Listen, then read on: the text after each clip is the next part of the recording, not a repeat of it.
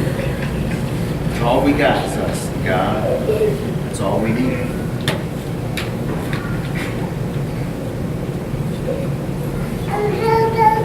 Won't quit. Need your prayer this evening.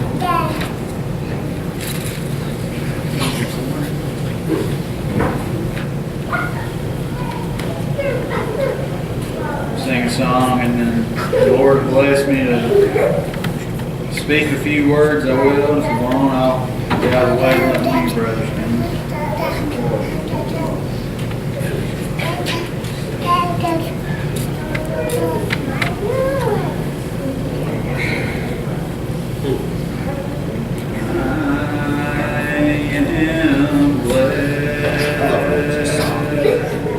Just read it. I am blessed. Yeah, how true is that?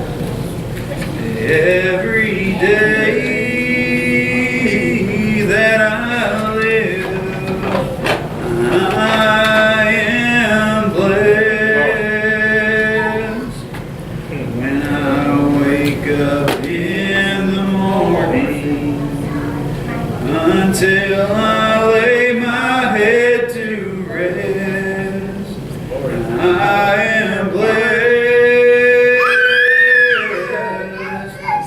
I am blessed. Through the sunshine and the rain, even sorrow or pain, Jesus still is my comfort and my guide. Through His love He comforts me, and by grace I've been set free. And someday I'll stand with Jesus by and by. I am blessed. I am blessed. Every day that I live, I am blessed.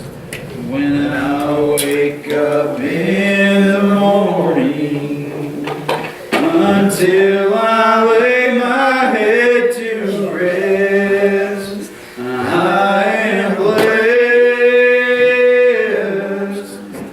I am blessed.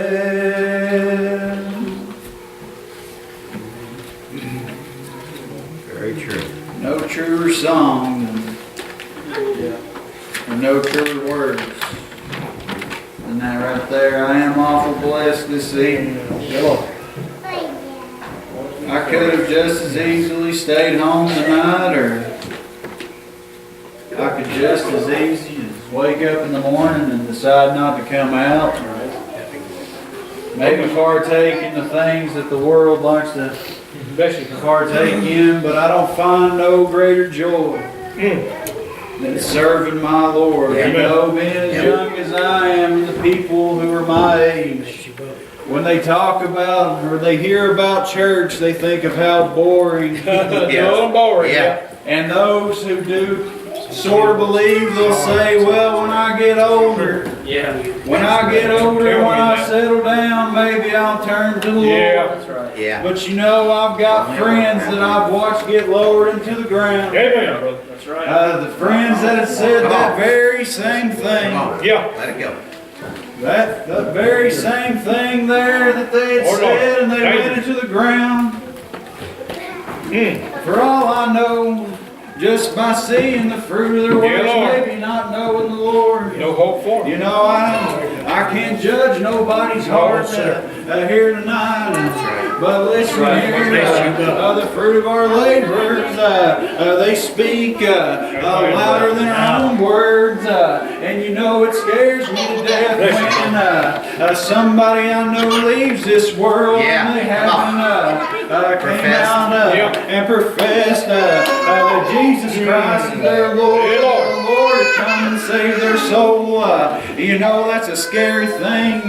You know, I heard somebody talking about the other day, they were talking about their child, and it was somebody who had a child there that had cancer, and they said that the worst words you'll ever hear is, the doctors say that your child here has cancer, and I couldn't help but think to myself, the worst words that I can think of is, sorry, I never knew you. That's right. Listen, That's right. That's part of that child there, I thought about, you know, that little child doesn't know its own sin there, and when it leaves this world, I know where it's going.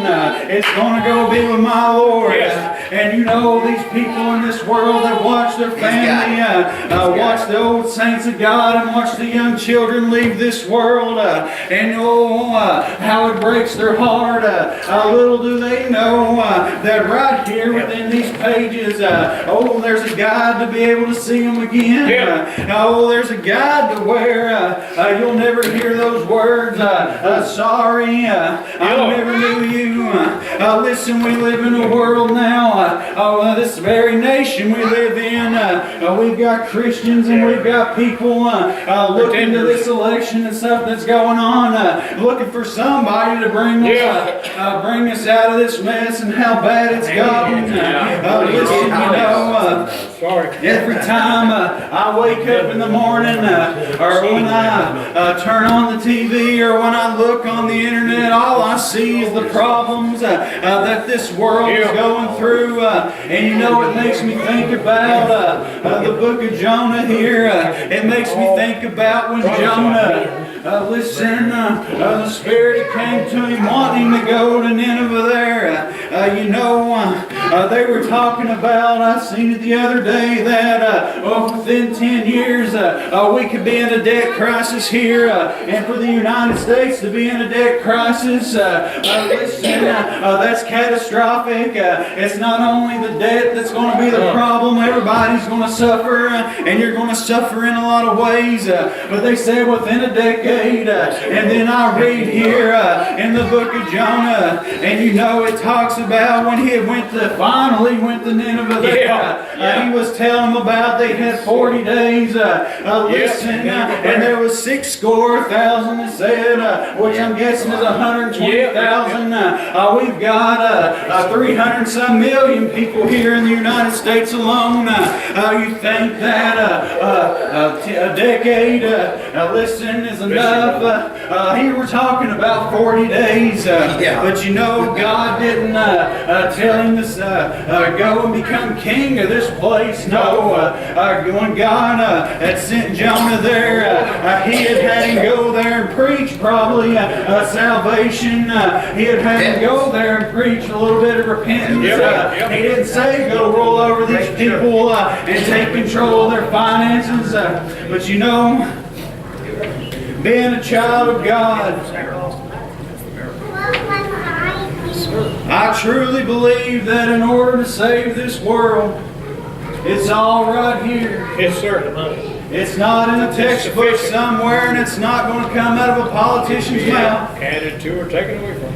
But you see, we have a lot of people in this world right now being like Jonah just a little bit. And the Lord's telling us to go one way, and so many people are going the other. If you don't believe me, just turn on your TV and watch the televangelists. Try to paint a pretty picture of religion. Well, you know, those televangelists, they can keep their religion. They can keep all those words that they've got, because what I'm standing on here this evening, listen, I'm standing upon the rock of the Word, and the Word is what is going to save this world. One day, no matter what you believe, your life is going to end. And I know a lot of people in this world who don't believe in Jesus Christ. But regardless of what anybody in this world believes, you're going to meet. Yes, sir. You're going to be judged. You're going to meet Him one day.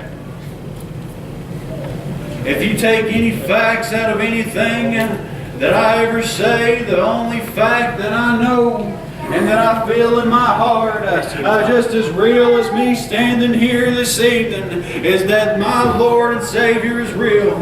Yep. You want to know how I know He's real? Listen, I can't show you a picture of Him. You know, I can't reach in my back pocket and say, well, this is my Lord and Savior right here. You know, I can't pull out a Bible and say, well, see where He signed it right here, because that just wouldn't be true. But what I can tell you is that not too long ago, I was working in the coal mines of East Kentucky, 7 miles underground, and I fell down on my face crying out to a man I didn't even know. But when I got up on my knees, you want to know how I know my Lord is real? When I came up off my knees, listen, I was a brand new creature, and I didn't do it on my own. The only thing I did was go down on my knees and say, God, I don't have anything in this world to offer you except myself. All I got is my heart. But when I got up off my knees, oh, that low, still voice, that heart is all He needed. Yeah, Lord. That's what He wanted. Wasn't last weekend, but it was the weekend before.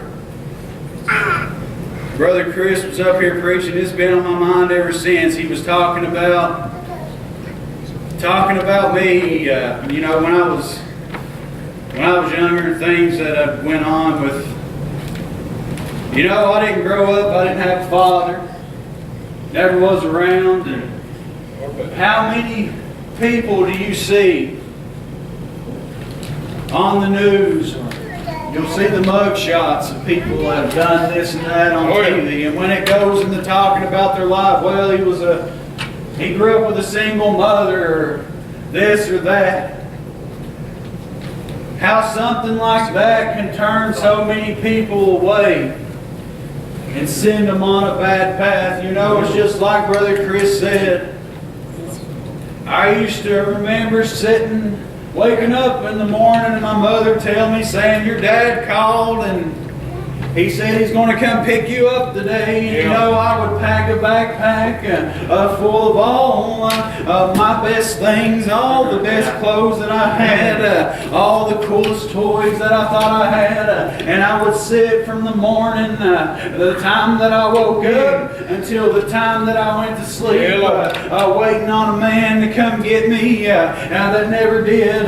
But you know, I used to fight all the time, and I used to be mean. And people would ask me, why at the drop of the hat, are you ready to put your fist up? I used to hear stories about a man I didn't know when I was little. They would say, Shad, your dad, I've watched him fight two men and take them both down. And I used to think to myself, you know, that man, I don't know why he don't love me, but I want to show him that I can be just like him, and how rough that I was.